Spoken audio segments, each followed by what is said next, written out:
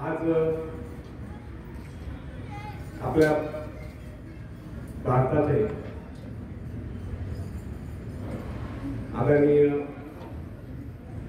सुभाषचंद्र बोस यांची 126वी जयंती त्यानिमित्त त्यांच्या पवित्र स्मृतींना मी अभिवादन करतो।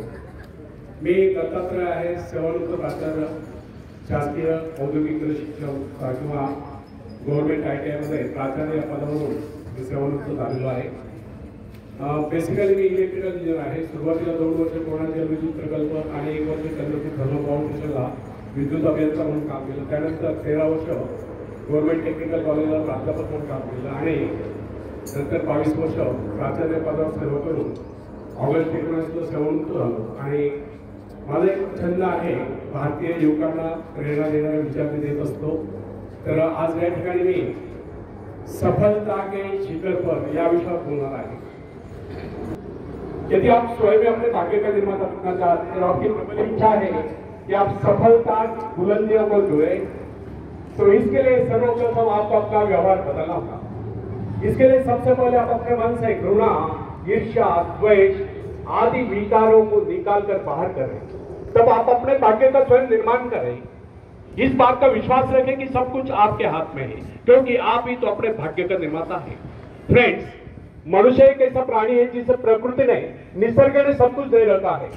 इतना ही नहीं, प्राकृतिक गुणों के अतिरिक्त यदि किसी प्राणी में कुशलता है तो वो अपने कौशल से दूसरों के गुणों को अपनाकर और भी अधिक गुण संपन्न हो सकता है। उदाहरण के लिए, हम मछली के भांति जल के जीव नहीं, लेकिन हमारे मन में उसके भांति तैरने की इच्छा जागृत हुई तो हमने तैरना सीख लिया। पक्षियों की भांति हमारी परवाज करने की इच्छा हुई तो हमने हवाई जहाज बना लिए।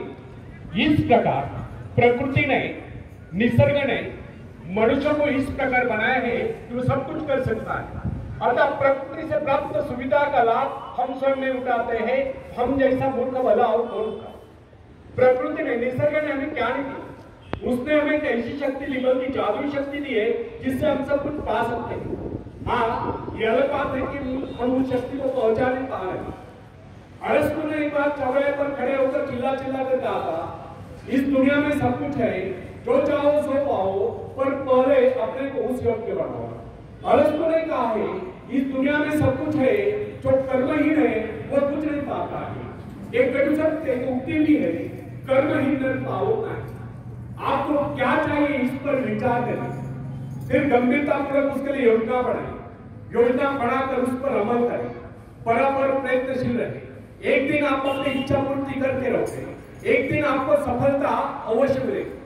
फ्रेंड्स, यदि हम सतत विकास माने तो हमारी शक्तियां क्षीण नहीं हो सकती। जिस प्रकार घर का कूड़ा प्रतिदिन झाड़ू से साफ करना पड़ता है, उसी प्रकार मन के कूड़े को प्रतिदिन साफ करो।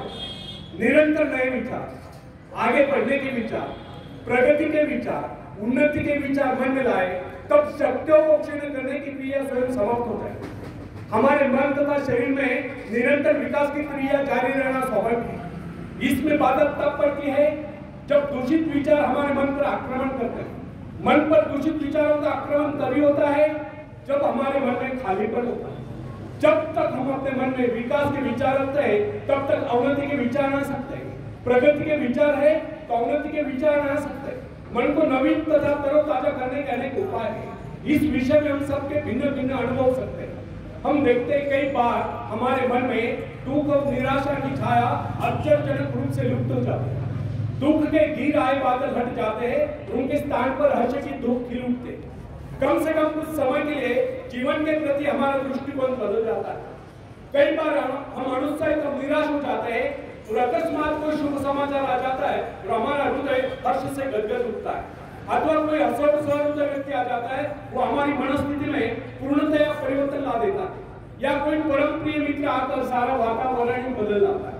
अथवा अचानक किसी सुंदर स्थान अथवा देश की यात्रा करने का अवसर प्राप्त हो जाया करता है और उसके प्राकृतिक सौंदर्य कलेक्ट हमारे हृदय को शीतल कर देता है।